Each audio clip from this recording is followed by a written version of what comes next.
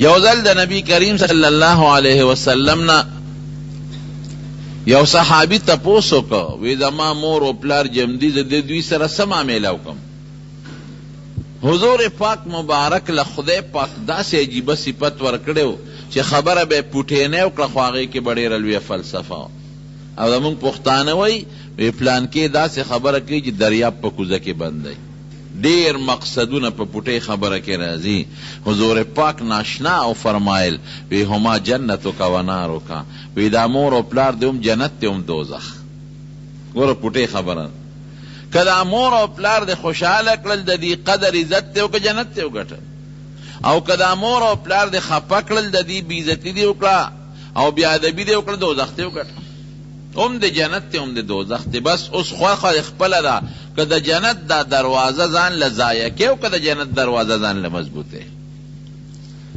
نو خوش قسمت انسان هغه دی چې د مور او پلار دواړه یا یو کس جمدي وي او دې داسې خدمت وکړي چې د مور او پلار د خدمت په برکت ځان جنت ته ورسوي. دا خوش قسمت انسان دی. د نبی علیه السلام مبارک زمانه ده.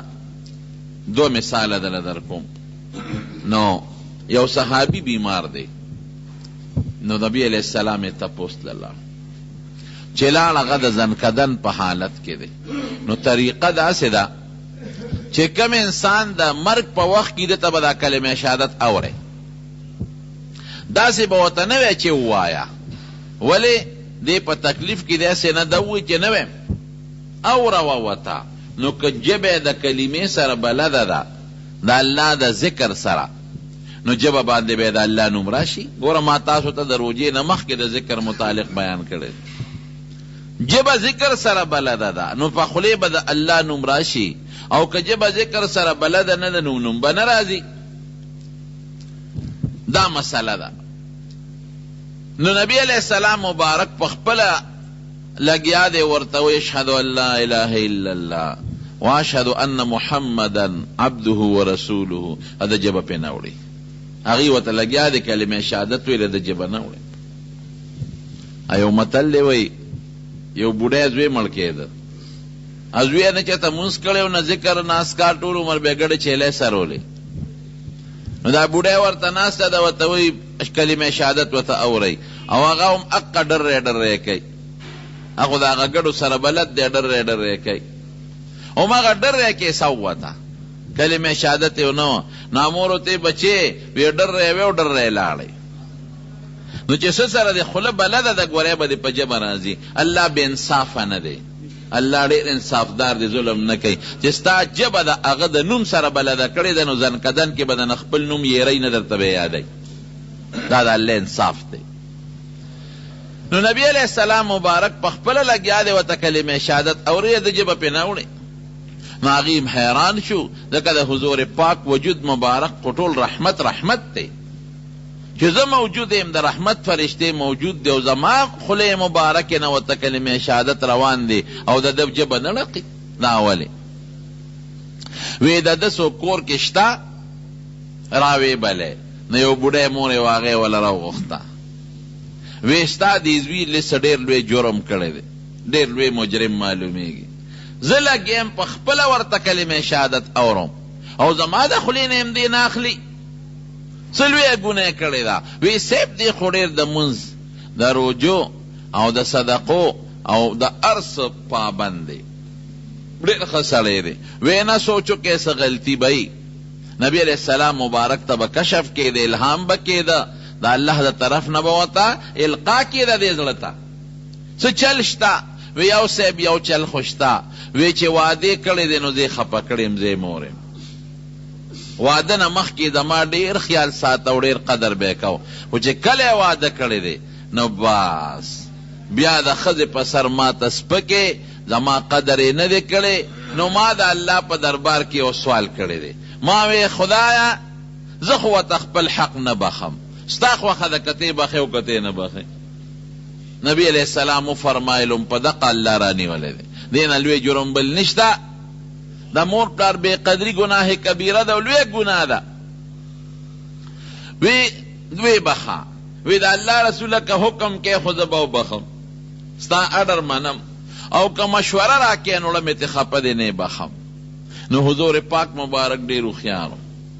هغې زړه کې دا سوچ وکړه که زه ورته اوس حکم کوم نو د خولې نه به وبخي خو دړه نه بیا نه بخي راشه داسې چل جوړ کړه چې دا مور یې دړه نه وبخي نو صحابو ته یې وې ورشه خشاک راوړی نو صحابه خو د حکم پابندو دا مور یې ورته وی صاحب په خشاک څه کې وی ستا دا زوی پکې سوځوم یو چل جوړو وی دا الله رسوله ولې سوځې وی ګوره دې تا نه دی بخلی نو چې تاو نه بخه او دې مړ شو نو دې به اور ته ځي په اور کې به سوځي او ستا د وجې سوځي ځکه ته نه بخې نو پرېږده چې د په دنیا کې یو جلک درته د هغې اور عذاب وښې چې کم اور د مرګ نه پس ته نینې او دا زوی دې سوځي چې لږ خو په دنیا کې ووینې اړه به دې پې ښه یخ شي نو د مور یې سوچ وکړو وی ښه د الله رسوله لکه دې به په اور کې سوځي وی ما بخلی دی خو چې وی ما بخلی دی نو د هغه په خولې کلمې شهادت شروع شو اشهد ان لا اله الا الله واشهد ان محمدا عبده ورسوله او سې ورکړه نو حضور پاک فرمایل لیدل مور ګورې بیا مورې دارنګې پلار لګیا دی د بچي دپاره څه نه کوي دا پلاران چې ټول ورځ منډې ترړې جوړې کړي دي او حلال حرام نه پیژني راغونډی یې دا چا لغونډی دا د بچو دپاره لیکن بچې چې کله بیا وادو کې بیا نه مور پیژني او نه پلار پیژني ته دا لوی راغلی وې دومره څومره خواري ورسره کوي مور دننه وله جامې بدلی وجود وله انځي او دسماتې وله پاکوي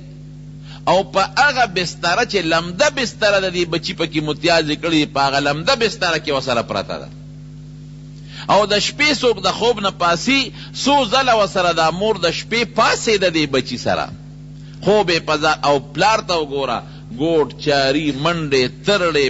حلال حرام نه پیژنې او راجمع کوي جامې راوړه د بجلی غم کوه د جرنیټ چا دپاره دا د دې بچو دپاره نو په تا د دې بچي حق نشته چې ته به هم بوډا کېږي او که به نه بوډا کېږي ډېر خلک دا شکایت کې مونږ خو دا نصیحت خلکو ته کوو نو بعضې وایي یاره جي یو یې خوښ دی او زه یې نه یم خوښ نو زه یم هغه به وله چاپي کوي هغه به وله څه شی راوړي هغه به یې خوشحاله ساتي خوږې خبرې به ورسره کوي او ته به هغه چل نه کوي ځکه به هغه خوښي که نه مور پلار خو ظلم نه کوي یاره جي بې ځایه کنځل کوي ښځه مې هم کنځي نو زه یم ګوره چې سړی بوډا شي غاښونه یې وځي غوږونه کمزوري شي مشین پکې لګی لاسونه کمزوري شي رپي خپې کمزوري شي بغیر د کونټۍ نه نشي ګرځېدی نو مازغه هم کمزوري کېږي که ګزاره به ورسره نه کې قرآن شریف کې الله تعالی فرمایي وی که ستا د مور پلار یو کس بوډاګان شو اما یبلغن عندك الکبر احدهما او کلاهما فلا تقل لهما اف ولا تنهرهما وقل لهما قولا کریما اف به هم ورته نه وایې رټې به هم نه نرمې خبرې کوه قرآن وایي او بیا وی که چرته او سو وقل رب ارحمهما كما ربياني صغيرا واحفظ لهما جناح الذل من الرحمة وقل رب ارحمهما كما ربياني صغيرا وګو تخکتک خاندا وتک کنزل کوي او یا الله یو وخت کې زما شومم د مور پلار په ما ډېر لوی رحم کړی دی خدای ته په اوس رحم وکړي دعا